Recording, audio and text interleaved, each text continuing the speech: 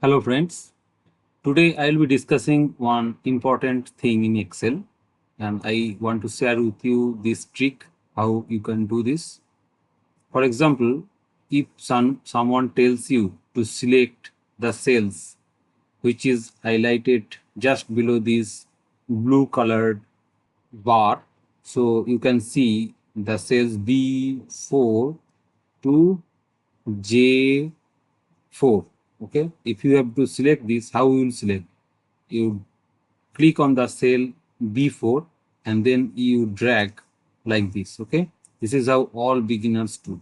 But if you see any experienced Excel user, then he can directly select till J4 like this.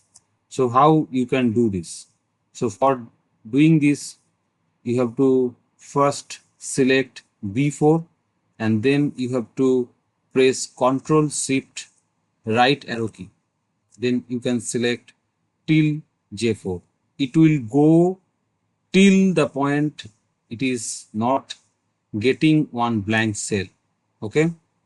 So if there is one more value 10 and if I start from 1 and if I press Ctrl Shift and right arrow key, it will go to 9. It will not reach 10. Okay.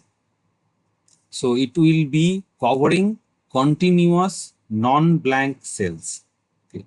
In the same way, if you want to just select from B4 to B13, how we will do? We select B4 and then we go one by one like this. Okay. But this is not how the Excel advanced users do. So what they do is that they first select the B4 cell, B4 cell, okay, and then they press on Control Shift down arrow. You see, it is directly going to the last cell in the vertical direction. So in the same way as I told for the horizontal, it will go till it is not getting any non-blank cell. Suppose there is 11 and in between that there is one blank cell. So if I just go to B4 and press Ctrl Shift down arrow key, then it will go till uh, B13 cell. Okay.